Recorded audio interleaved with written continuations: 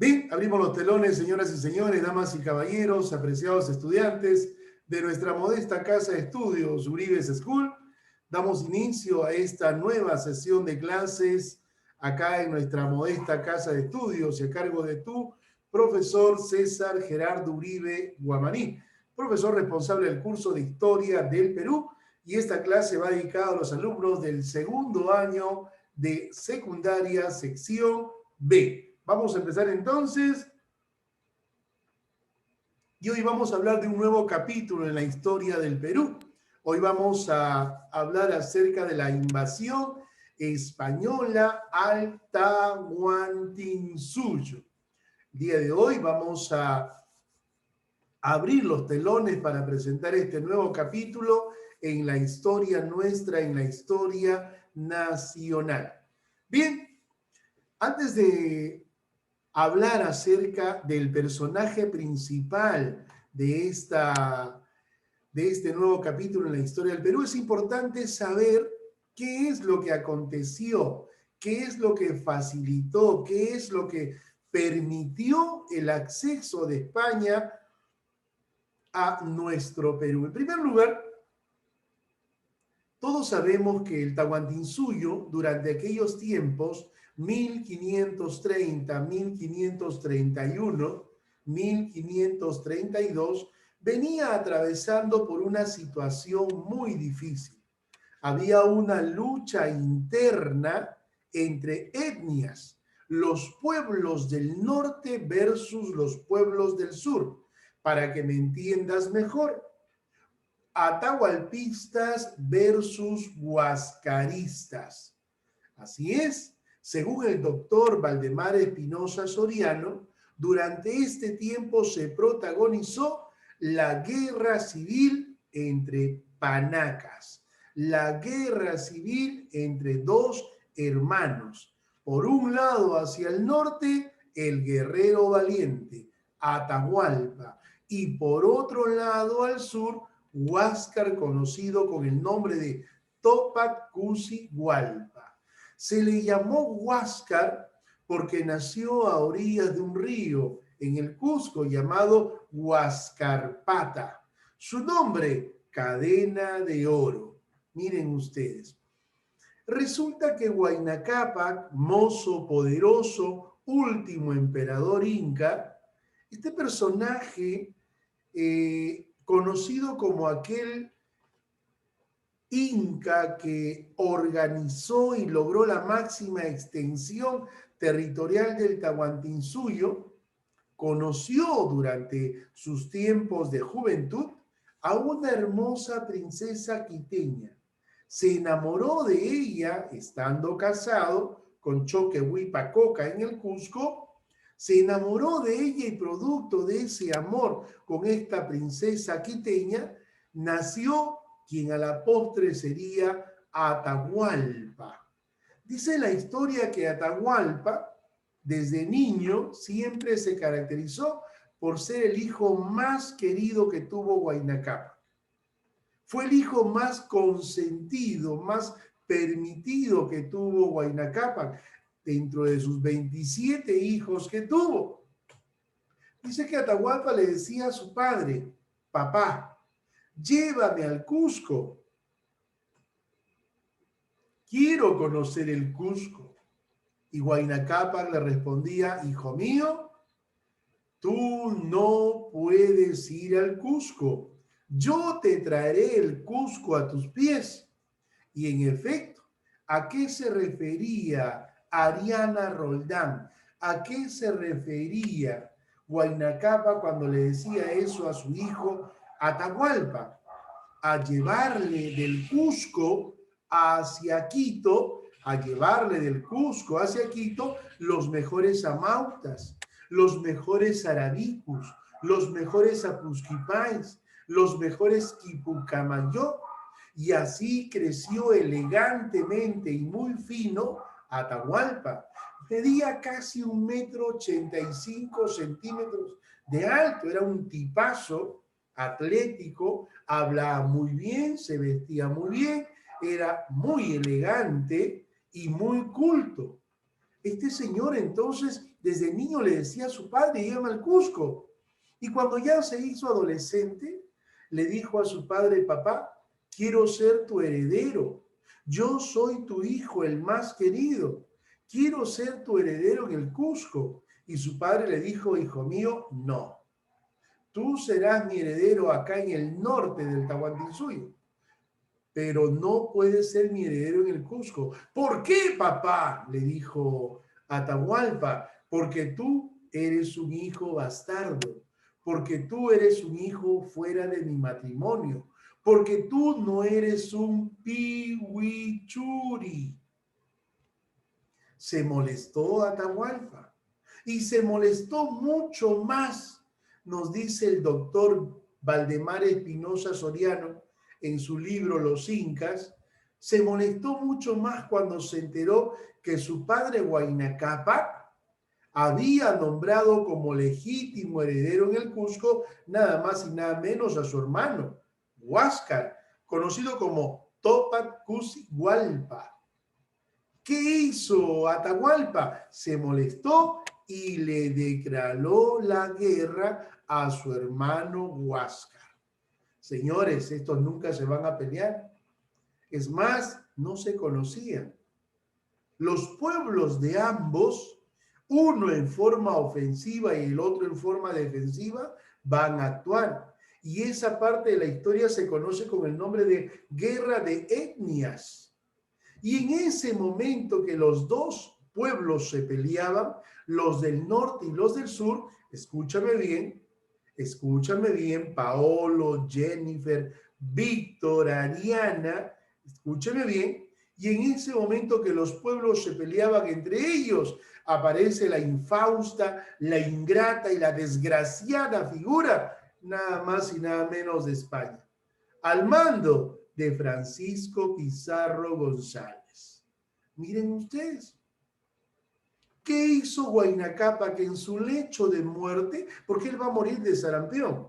En su lecho de muerte se entera de lo que estaba pasando y según el doctor Valdemar Espinosa, cambia de decisión y nombra como heredero en el Cusco a su hijo menor, Ninangoyuchi.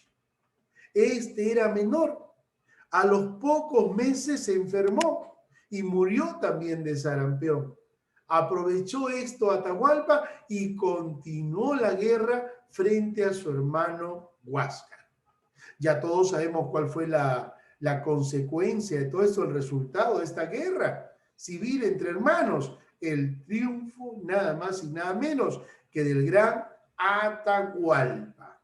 De esa situación se aprovechó este señor. ¿De quién estamos hablando, Ariana Roldán? ¿De quién estamos hablando? Vamos, grítalo. De Francisco Pizarro. Francisco Pizarro. Mira tú, ¿quién fue Francisco Pizarro? Era un acomodado vecino que vivía en Panamá. Nació presumiblemente en el año 1475 en Trujillo de Extremadura, España. Mira tú, este personaje se caracterizó por ser audaz, por ser aventurero. Empezó a viajar gracias a su talento, a su capacidad, a su diplomacia, porque no era un hombre culto. Logró ostentar cargos en nombre de España.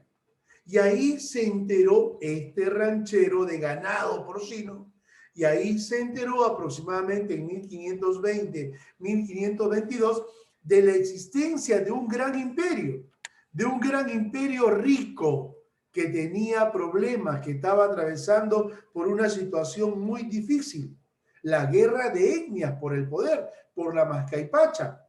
Y todo el mundo decía hacia el sur, hacia la región del Virú. Ahí hay un imperio rico que está atravesando por problemas. Se refería nada más y nada menos a el imperio de los incas. Pizarro, a partir de ese conocimiento, empezó a hacerse ilusiones, Ariana. Empezó su cabecita a hacerse ilusiones y a tejer un atrevido proyecto.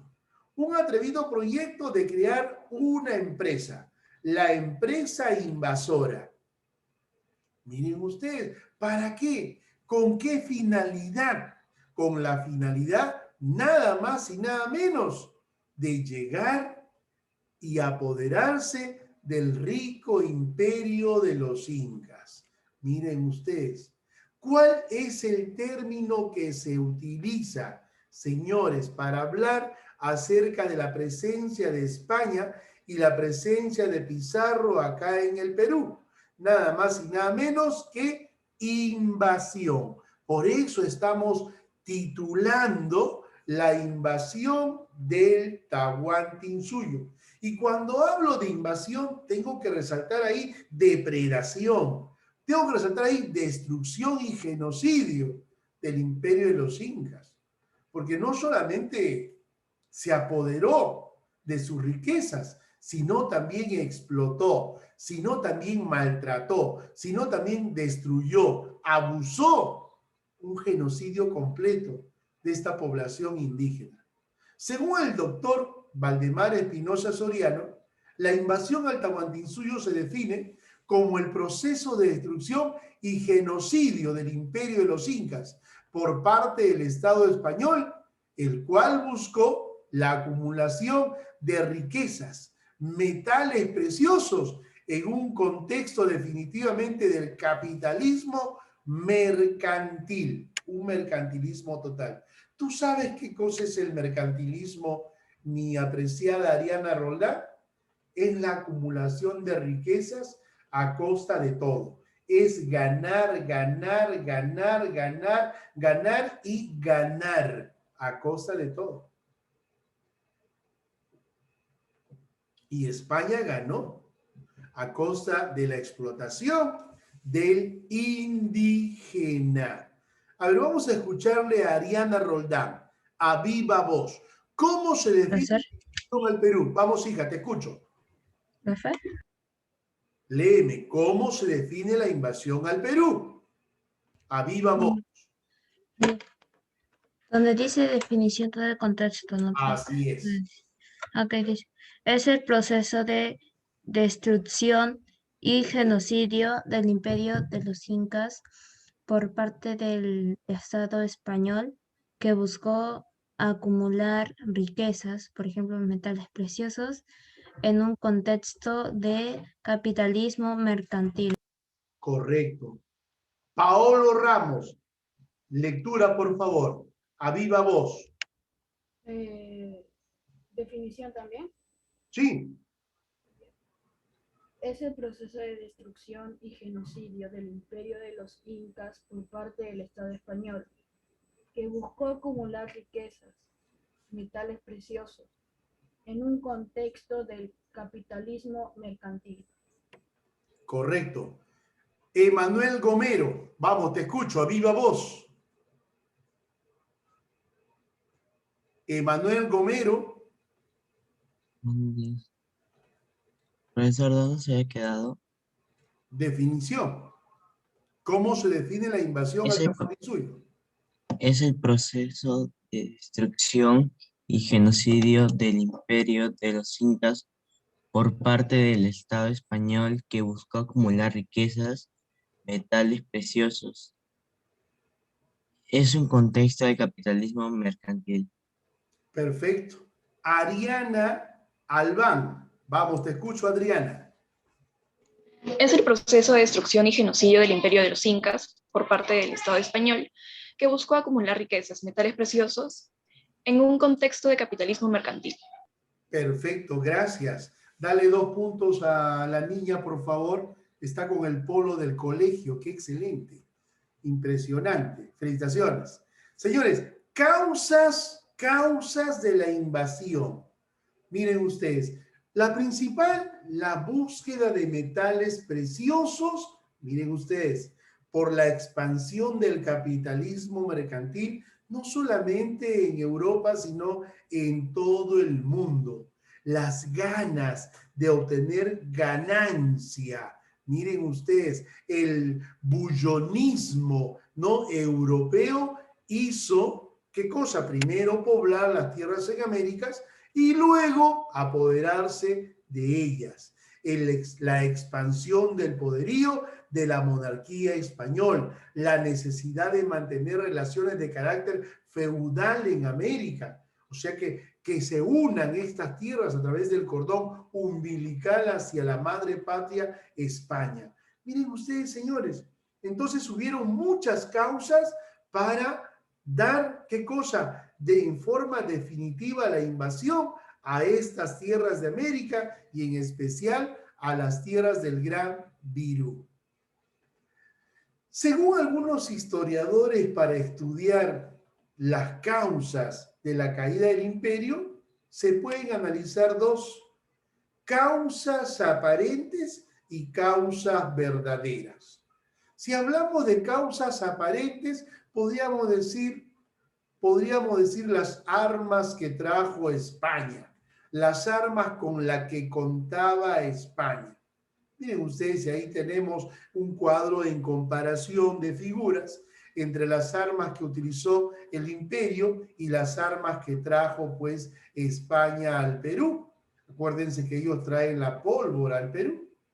Pero esta es una causa aparente, porque la causa verdadera, el cual explica la caída del imperio de los incas, va a ser en forma definitiva, no te olvides, la lucha o la guerra interna, la lucha entre etnias o pueblos que se van a disputar el poder, la Mascaipacha, los pueblos del norte versus los pueblos del sur. Señores, estudiemos los antecedentes al gran estallido de la invasión, ¿no?, a nuestro Perú. Y ahí tenemos que situar nada más y nada menos a un personaje en la historia de América. Estamos hablando de Cristóforo Colombo, Cristóbal Colón. Presumiblemente nació en Génova, 1451, se casó con una bella mujer, Felipa Moniz de Perestrelo, y tuvo un primer hijo llamado Diego, ¿no? Lamentablemente, la esposa de Cristóbal Colón, Felipa Moniz, falleció. Colón amaba mucho a su esposa. Es motivo por el cual Colón entra en un cuadro de depresión y se dedica al vicio y al alcohol. Pero aún así no pierde la esperanza en encontrar una ruta de navegación que los lleve a las tan codiciadas Indias. Y es así como Colón empieza a confeccionar su propia teoría. No por Oriente, sino por Occidente, decía Colón. No por Oriente, sino por Occidente llegaremos a las Indias. Y así empezó a armar su atrevido proyecto. Y cuando ya estaba convencido de haber terminado, empezó a hacer esto, Adriana. Empezó a tocar puertas. Y le tocó la puerta a varios países del mundo. ¿Y saben qué pasó? ¿Saben lo que pasó, Adriana? Le tiraron la puerta en la cara a Colón. Es así que Colón viaja a España. Miren ustedes, viaja a España y le toca la puerta a los reyes. ¿Quién vivía en palacio? Vivía nada más y nada menos la reina Juana Isabel y vivía el rey Fernando de Aragón. Isabel, reina del pueblo de Castilla, y Fernando, rey del pueblo de los aragonenses. Estos dos se casaron por interés. ¿Por qué razón? Porque querían unir las fuerzas de sus pueblos para hacerle frente a los moros, a los árabes que se encontraban a pos de vencer y tener en sus manos a España. Antes España no era la España de hoy, estaba dividida en varios reinos. Y estos dos reinos se unieron en matrimonio por interés en acabar contra los árabes. Faltaba poco para que caiga, ¿qué cosa? La gran ciudad de Granada. Hasta que en ese momento aparece la figura de Colón. Gracias Miren ustedes, gracias a su buena, vamos a llamar así, suerte, Colón conoce a la reina y le plantea su proyecto. La reina, ilusionada con Colón, acepta. El rey, poco celoso y desconfiado, no lo acepta. Así que Colón se regresa otra vez de España a Italia, hasta que la situación siguió avanzando cada vez más y más, empeorando la situación de estos reinos. Es entonces que Colón es llamado por los reyes de España ahora.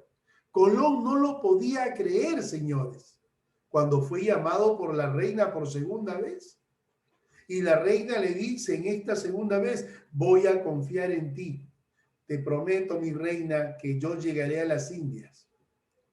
Y es así que Colón, con el financiamiento de los reyes católicos, miren ustedes, se empeñaron hasta el alma para poder comprar las embarcaciones que Colón trajo.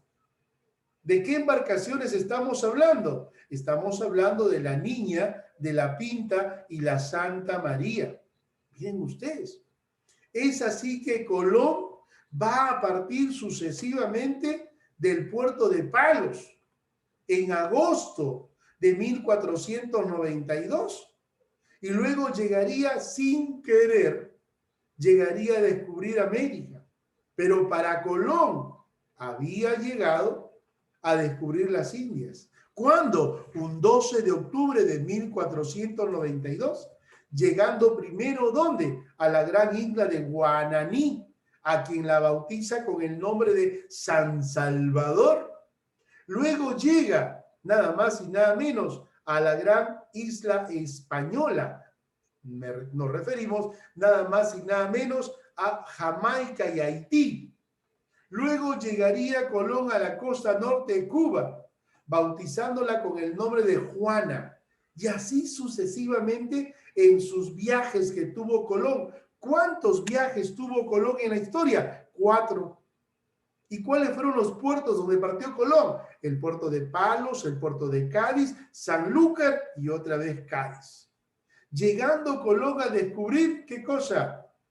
Para él, las Indias, porque Colón muere en 1506 pensando que había llegado a las Indias, pero nunca llegó a las Indias, llegó a América.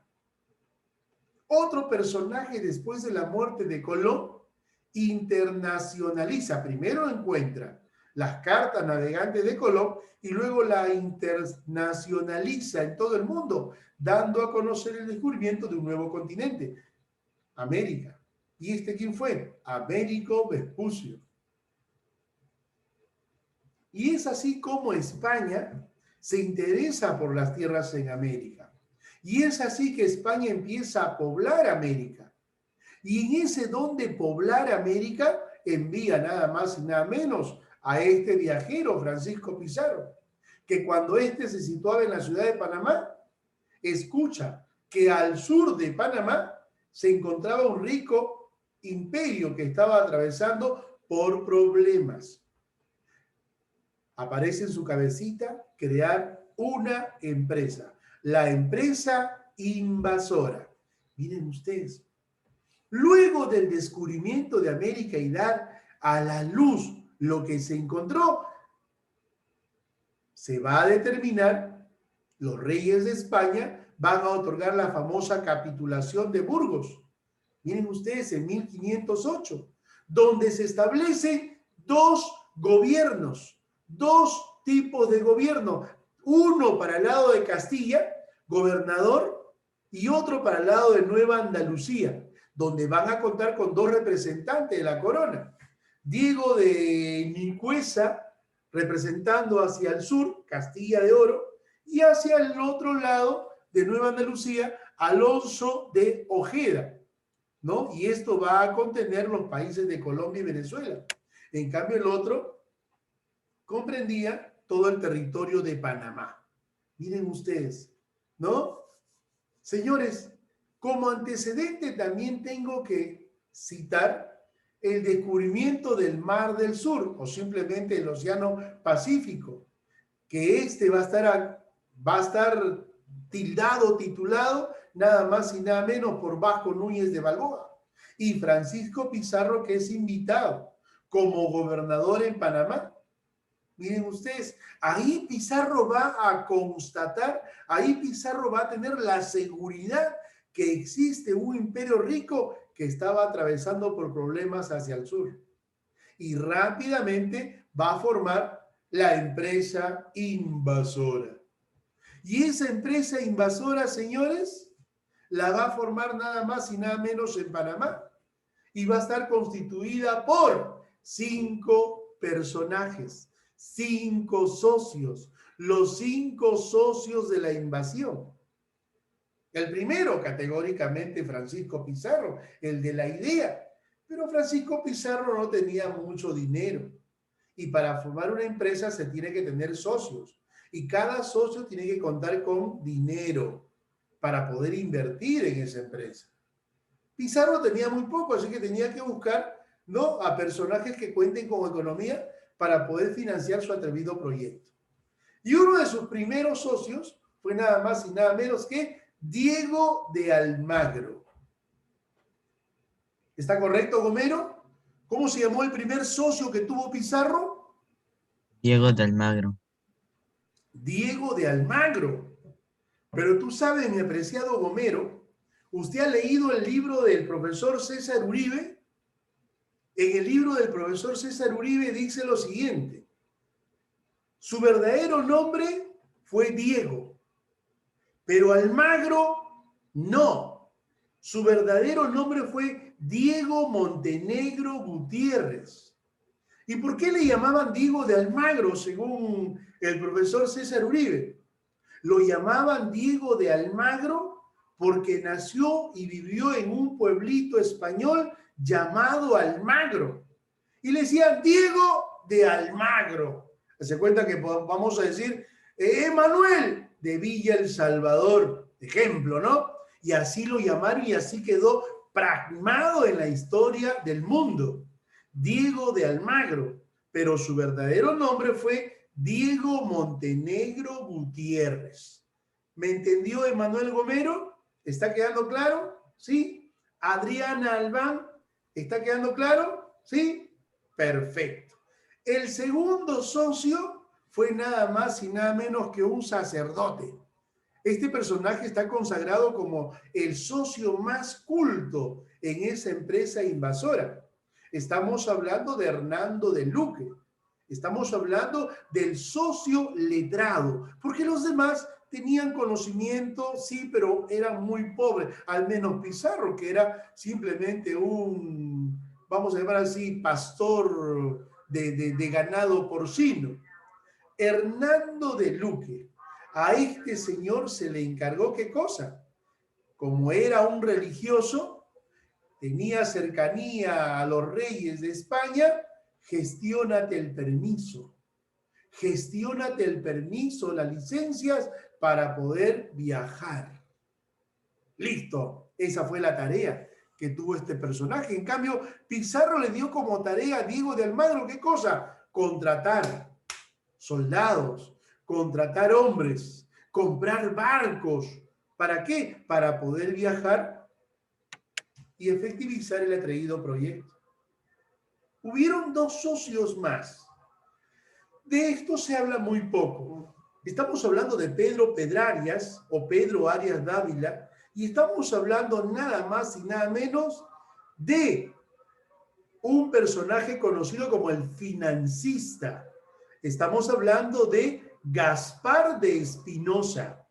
Gracias a los aportes de ese personaje, Pizarro pudo comprar sus 2 embarcaciones, sus 2 barcos, Gomero. Y eso fueron nada más y nada menos la embarcación llamada Santiago y la embarcación llamada San Cristóbal. Con esas 2 embarcaciones, Pizarro concretó e hizo realidad su atrevido proyecto de viajar hacia el sur de Panamá, a la famosa región del Virú.